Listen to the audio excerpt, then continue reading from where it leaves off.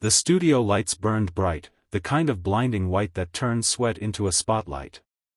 Candace Owens sat confidently across from Denzel Washington, legs crossed, smile sharp as glass. The crowd knew it before it began. This wasn't going to be a friendly talk. This was a storm waiting for its first thunderclap. The moderator barely got through the first question when Candace leaned forward, voice honeyed with arrogance. "Denzel," she began, "you're a brilliant actor. But when it comes to politics, maybe it's time to listen instead of preach. People like you, Hollywood elites, you have no idea what real America looks like." The air snapped.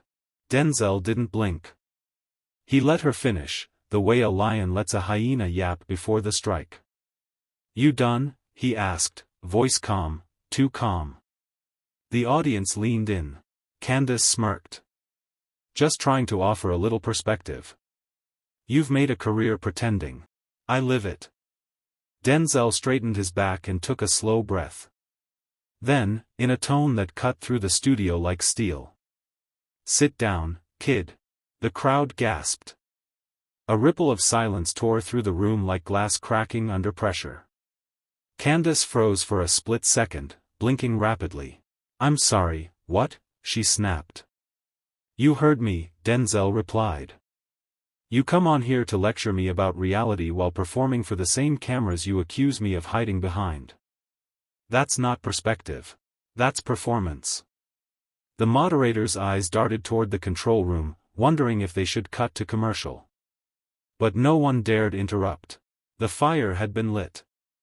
Candace leaned in again, lips tight. "I don't need a lecture from someone who memorizes scripts for a living. And I don't need moral lessons from someone who twists pain into profit," Denzel shot back. "You monetize controversy, not conviction." The live audience was electric now. Some clapped. Some shouted. Some sat in stunned silence. But everyone was hooked. This wasn't politics. This was personal. Candace forced a tight smile, the kind that barely concealed a simmering rage. "So now we're gatekeeping who gets to speak on pain? Who died and made you the spokesperson for Black America?" Denzel leaned back, fingers interlaced. "No one died, Candace.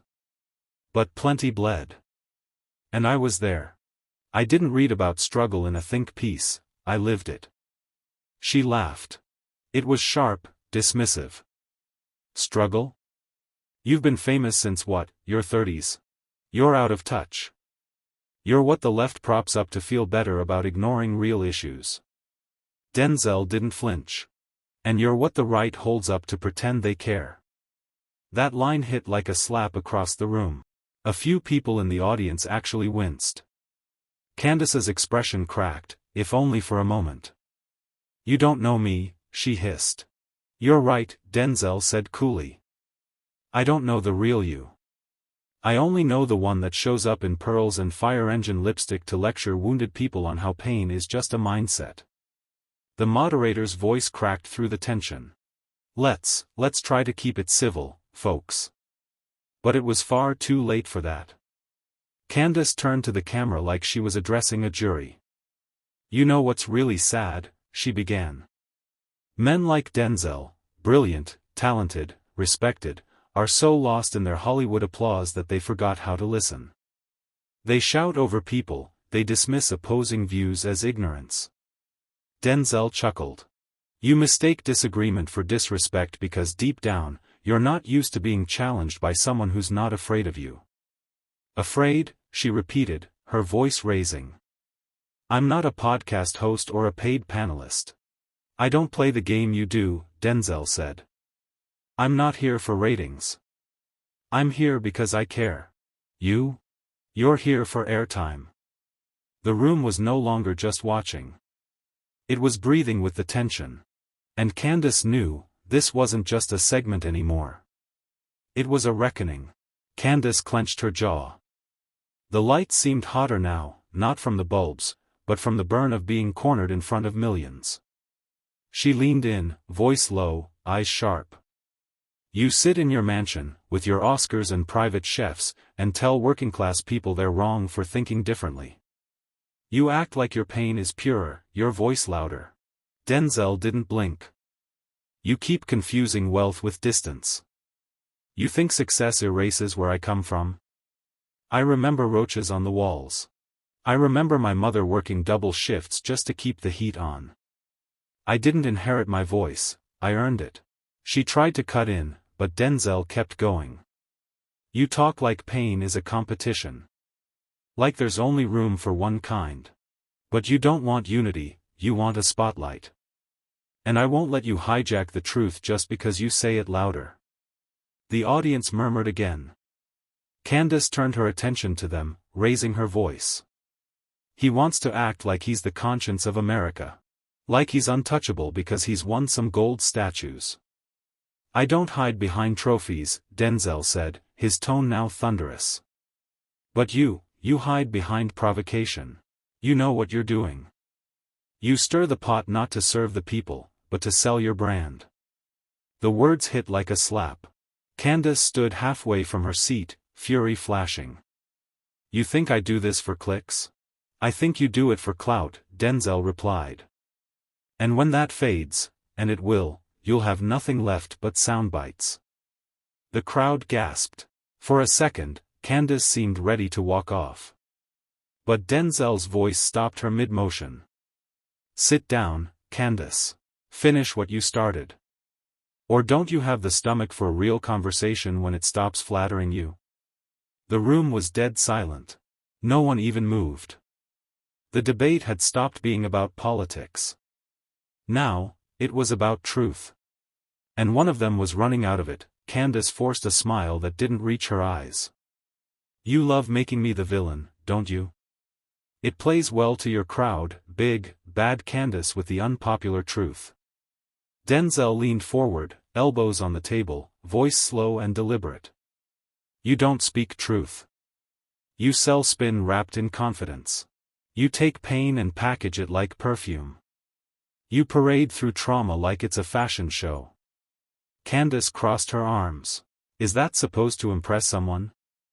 That kind of poetic jabbing might work in movies, but I live in reality. He held up a finger. No. You live in a reality you scripted. One where everything is the fault of the left, where black pain is an inconvenience, and where you get to be the exception, while pretending the rule never existed. She fired back. Maybe people are just tired of playing victim. The room froze. Denzel sat back slowly. Say that again. Candace hesitated, but held firm. Too many people profit off victimhood.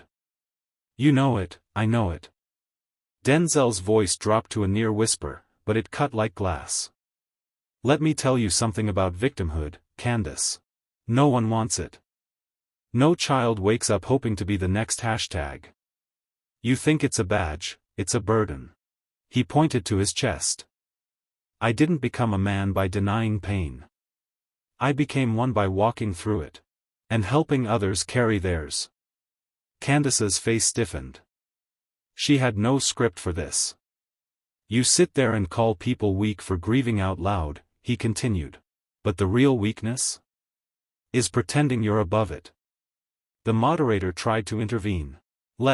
Maybe let's move to the next question. No, Denzel cut in sharply. We don't move on from this. Not when she just told millions of struggling people to shut up and toughen up. Candace shifted uncomfortably. You wear strength like a costume, Denzel said. But real strength doesn't come from mocking pain. It comes from owning it. And in that moment, with the camera locked on her face and the audience silent, Candace Owens had no words. Only the sound of truth echoing in her silence. The air in the studio felt electric, like a storm was seconds from breaking. The moderator glanced at the control room. Producers were frantically waving, unsure whether to cut to commercial or let the tension ride. But it was too late. The moment had a pulse of its own. Viewers across the country had taken to social media mid-broadcast. Clips of Denzel's quiet takedown of Candace were already flooding X and TikTok, with hashtags like #SitDownCandace and #DenzelSaidIt trending within minutes. Candace adjusted her microphone. You know what? Maybe it's easy for you to sit up there, with a Hollywood spotlight, and speak like a moral authority. Denzel didn't flinch. I don't speak from spotlight, I speak from scars. Gasps echoed. Candace tried to regain footing. You talk about truth like you own it. But what about responsibility? What about personal accountability? Denzel nodded. You mean the kind that doesn't let a grieving mother cry because it makes you uncomfortable? She snapped. Don't twist this.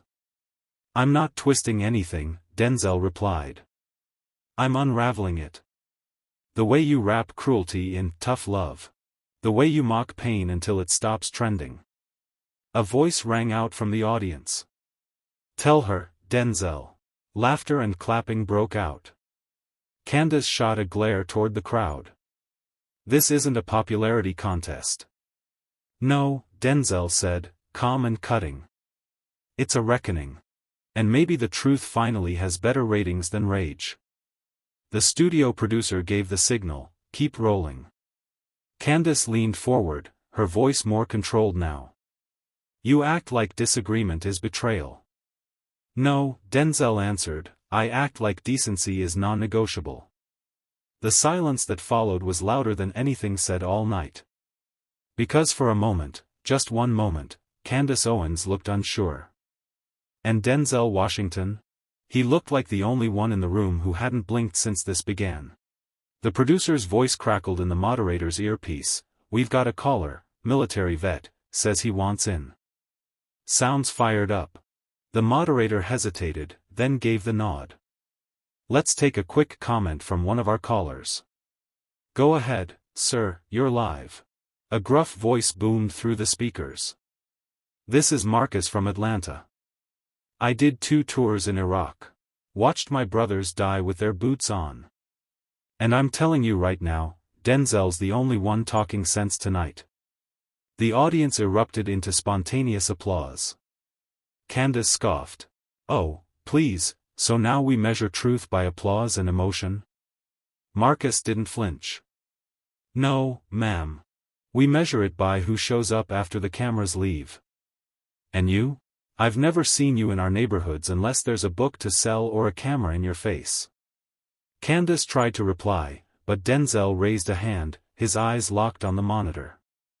Marcus, he said, voice steady, thank you for your service. And thank you for reminding everyone that silence isn't strength, it's surrender. Candace clenched her jaw. You've got this whole crowd tricked. Denzel turned to her. I'm not here to trick anyone. I'm here to remind them they're not crazy for feeling broken. For needing help. For wanting better. She fired back. And I'm here to remind them that no one's coming to save them. Denzel leaned in. Then maybe it's time they stopped listening to people who never planned to help in the first place. The moderator's voice trembled slightly. We're going to take a break. Denzel spoke over him. No breaks. Not when people like Marcus just handed us truth and you want to cut to commercials. The crowd stood and clapped again, louder this time. Candace sat back, arms crossed, her face tight. And Denzel?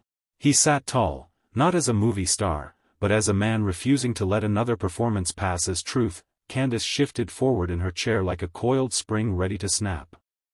Her voice, now sharpened by frustration, sliced through the room.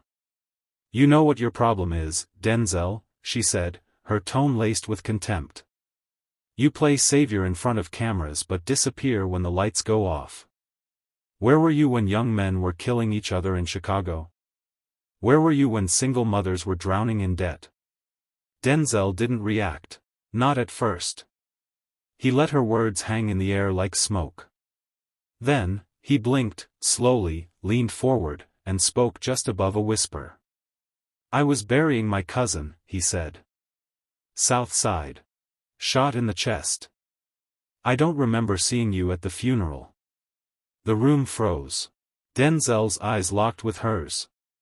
You don't get to talk to me about pain like it's theory. I've lived what you use for clout. Candace tried to interject, but Denzel kept going. His voice didn't rise, but it shook the walls. I've held mothers who couldn't afford coffins. I've sat with fathers who watched their sons get zippered into body bags. Don't lecture me from a podium built on mockery. A stunned silence overtook the crowd. Your entire brand, Denzel continued, is built on stepping over the broken just to scream at the ones still crawling. Candace opened her mouth, but nothing came out. Truth doesn't need volume, he said. It just needs spine. The moderator looked like he was holding his breath. Even the studio lights seemed dimmer, humbled by the weight of the moment. Candace finally forced out a retort.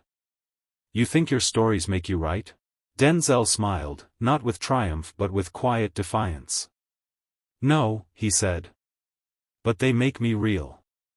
And that's more than I can say for some of the sound bites in this room. The crowd clapped again, slower this time, not with frenzy, but with respect. Candace sat back, visibly shaken. And Denzel didn't just sit taller. He looked like he had just carved truth into the walls of the set. The silence after Denzel's last words was almost holy, thick, reverent, as if no one dared to breathe. Even Candace seemed stunned, her rebuttals tangled in the very ego she'd sharpened like a weapon. But then, a sudden murmur erupted backstage.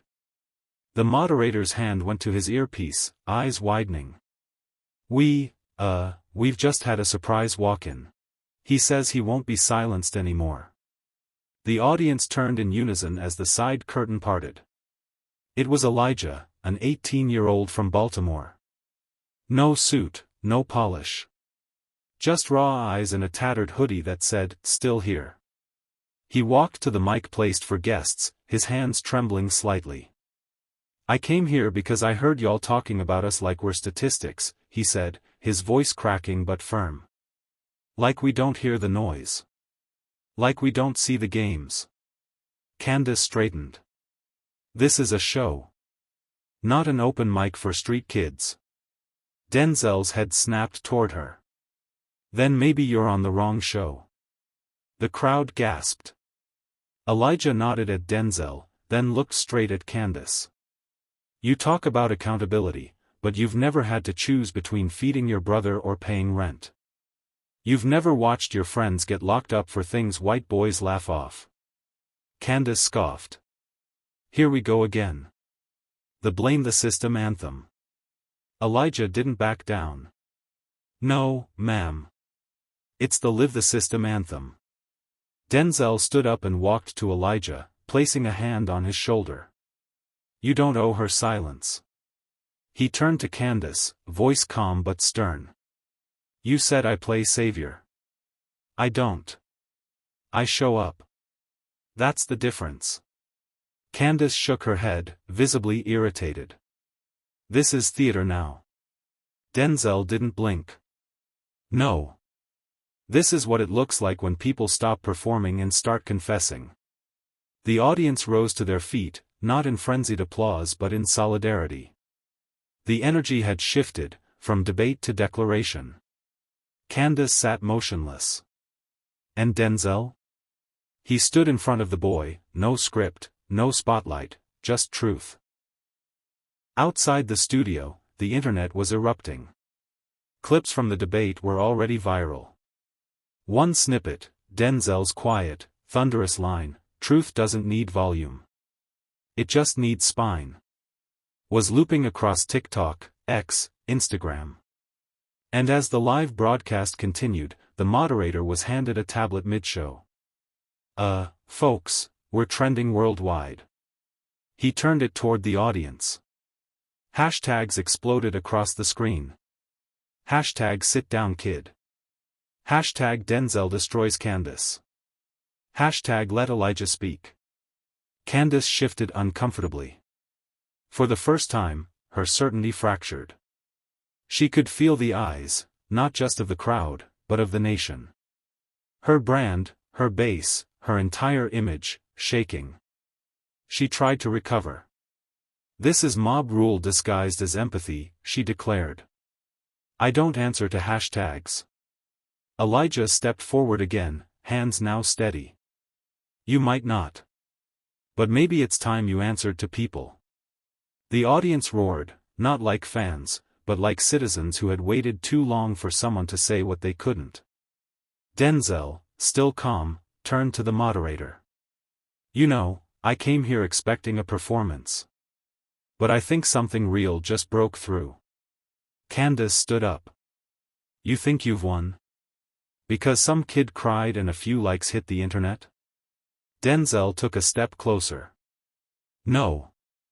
I think we finally stopped pretending your version of reality was the only one." He turned to the audience. "This isn't about sides. This is about souls. And I'm not going to sit by while mine is insulted." A producer whispered something to the moderator. "We've got major anchors outside. CNN. MSNBC. Even Fox. They want statements. This is bigger than our panel." Candace's face hardened. "Let them come." Denzel, without missing a beat, said, "They already have." He pointed at Elijah, then slowly swept his hand across the audience. "They're here. They've always been here. You just never looked." The lights in the studio seemed to glow differently now, not staged, but stripped. And in that moment, Denzel didn't just win a debate. He reclaimed the mic, for everyone who'd never been handed one. Candace crossed her arms, her confidence slowly slipping into something tighter, defensiveness disguised as poise. "You all act like he's a prophet," she spat, motioning to Denzel. "But he's just a movie star with a microphone. That's not truth, it's charisma." Denzel didn't flinch. "I didn't come here to be worshipped," he said, voice low and firm. "I came here to be heard." He turned to the audience, not as a performer, but as a man stripped of pretense. "You don't need to win Oscars to see the lie. You just need to live." The studio leaned in. Everyone felt it. This wasn't debate anymore. This was something closer to reckoning. Candace stepped forward, voice rising. "You want to talk about living? I pulled myself out of poverty. I didn't whine, I worked." Denzel nodded slowly. "And instead of building a ladder, you pulled it up behind you." That line hit like a sledgehammer. Even the cameraman paused. Denzel walked to the front of the stage, closer to the crowd than to Candace. Elijah was standing off to the side, watching, wide-eyed. "You want the truth?" Denzel asked. "Here it is. When people like you tell kids like him that their pain is imaginary, that their struggle is a choice, you're not uplifting them, you're burying them under your own denial." He turned slightly, locking eyes with Candace one last time. "You didn't escape the system. You became it." Candace tried to laugh, but it cracked in her throat. The control was gone.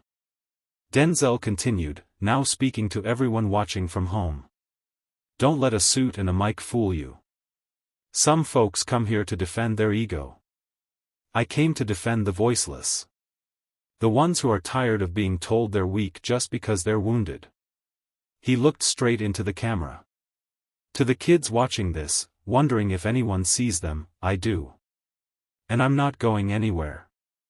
The applause didn't come immediately. It started with one person. Then another.